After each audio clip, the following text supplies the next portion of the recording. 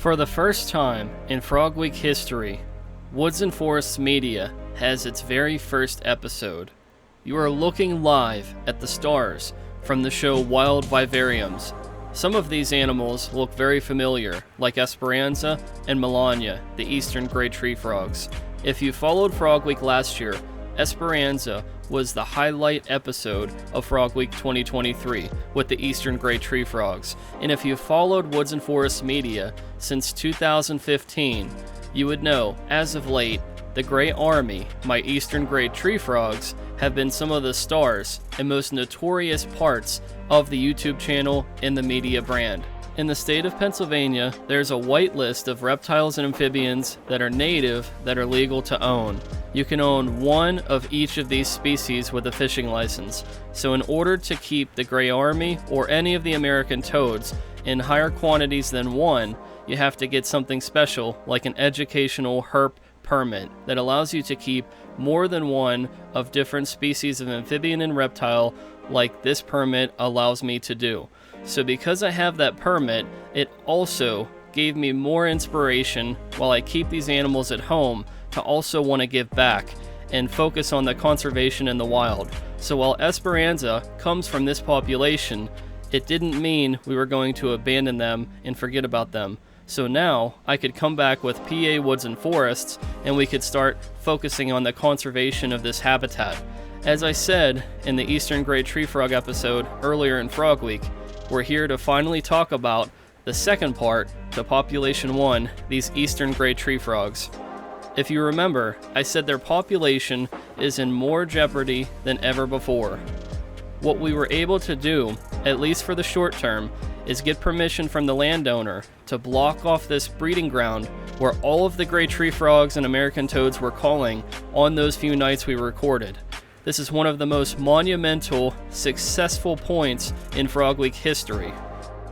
I couldn't think of a better way to honor Esperanza than returning to where he was rescued and conserving the population and the breeding ground where the eastern gray tree frogs were the most abundant. Not only is this a win for the wild population, but it also gives me something nostalgic and meaningful and emotional to reflect on at home every time I see him, and vice versa.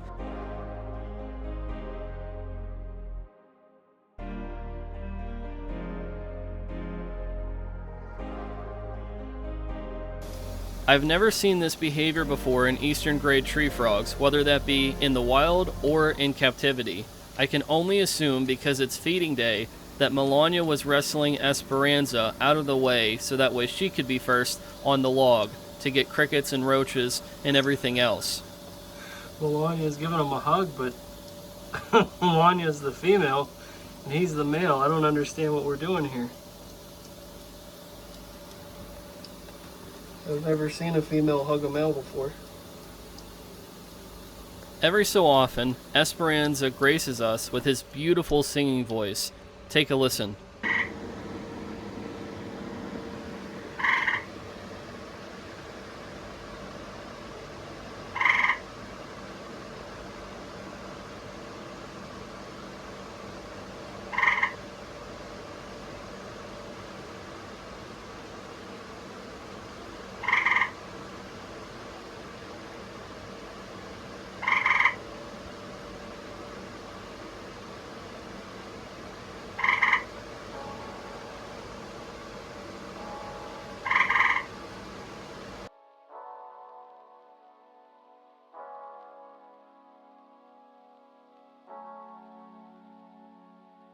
I've never seen such a voracious little tree frog before until I met Melania. She truly has a mean streak like she would in the wild, and she puts it on display night after night.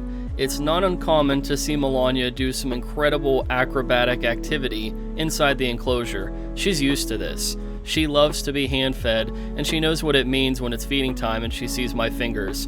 I love to take my gray tree frogs on Critter Talks, entertaining and engaging the public, and that's what this educational permit's all about.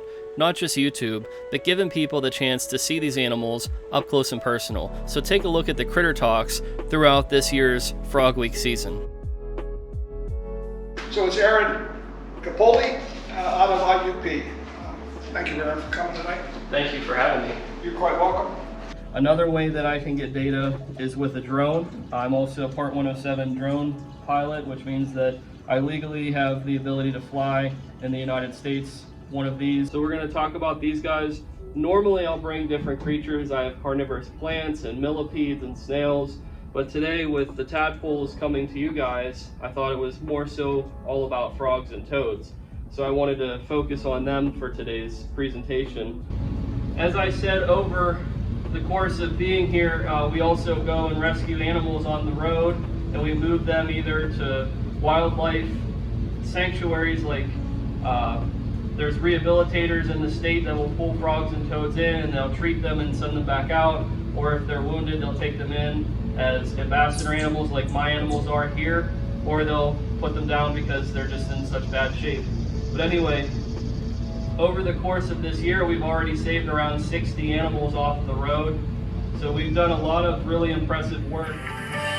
The Cambria County Library is holding a summer education series for local kids, teens, and adults. Each Monday for the next 3 weeks, the Cambria County Library is welcoming community members to hear from local experts on things like animal conservation, camping skills, and more for their outdoor adventure series. Last night, an official with the Pennsylvania Woods and Forests spoke to dozens of visitors about the importance of frog conservation.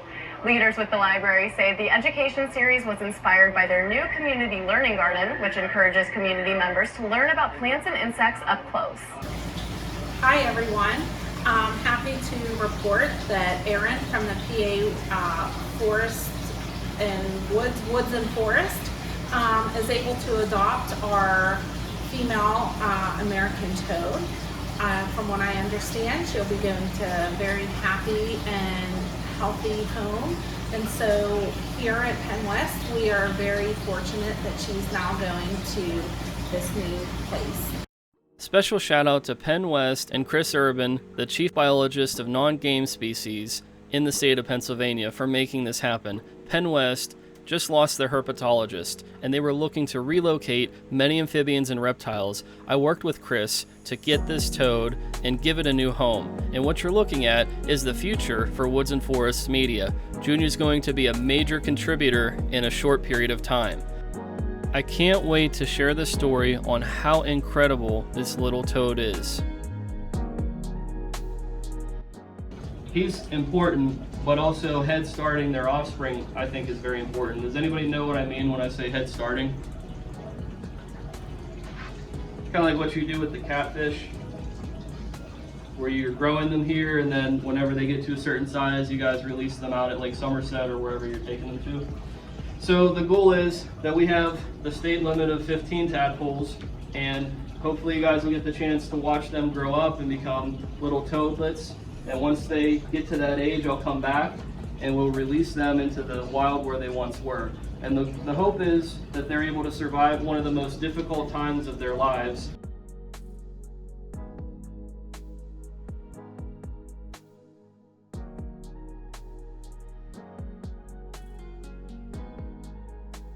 So what I'm holding in my hands is the very first ever releasing of our Critter Talk success, tadpoles to toads.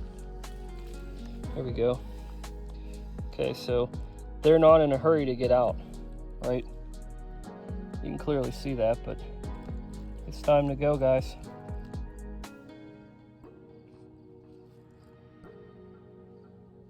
They're like, oh no, the real world.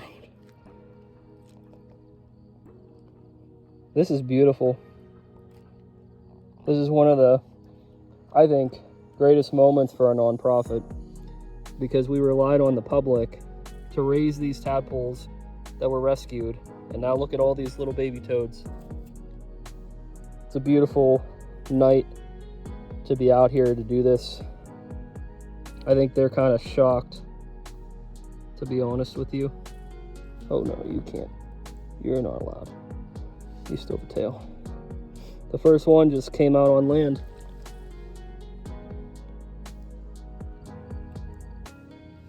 So a couple of these guys are just kind of hanging out. Just want to help get them going a little bit. Look how small, guys.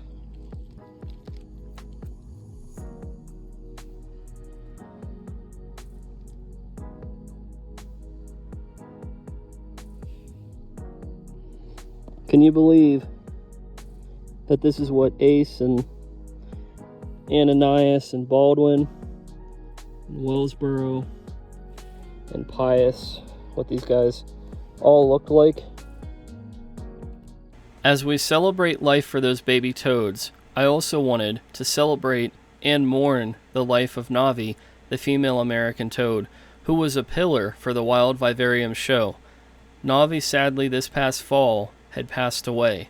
It's thought that she had cancer, and she also became egg-bound, meaning the eggs were rotting inside of her. We're not sure how she developed the eggs, because she never went into dormancy, and she was never stimulated. It's uncertain how it happened. However, one thing is for certain, we will miss her dearly. These were taken moments before she passed away. I just wanted to give her a shout out and honor her for all that she did for educating and entertaining people across the world that watch this YouTube channel. I miss you every day, and I love you so much, Navi. May you rest in peace. Wild Vivariums is the top show for Woods and Forests media. It's educated and entertained the public in person and on YouTube for some time. There's been one frog who stood head and shoulders entertaining the public for almost a decade, and her name is Max, the female White's tree frog. She makes her debut in Frog Week, and August 22nd she celebrates her 10th birthday. As I got deeper into researching frogs, I quickly learned that she was a female. She was just so vocal at the time when I got her. I truly love her and get excited to talk about her. Even though she's not native to Pennsylvania, she's an integral part to the media brand, and I wanted to have this opportunity to highlight her and give her an opportunity to be featured in Frog Week. I can't wait to celebrate birthday number 10 Max. Like Max, there are some frogs and toads not native to the state that need help. Over the last few years, I've captured green tree frogs not native to Pennsylvania hanging out around the residential pond where our American toad breeding project is. I have partnerships with wildlife rehabilitation centers to keep the exotic and severely wounded frogs and toads and make them ambassador animals. However, the ones who are healthy enough to go back to the wild that are native have that opportunity. I can't wait to focus on more episodes for Wild Vivariums. You're going to see Max and the Australian tree frogs, as well as the tree frogs and toads native to Pennsylvania. As always, don't forget to like and subscribe and share with your friends for more Frog Week content and future Wild Vivariums episodes. I'll see you in the next one, guys. Thanks.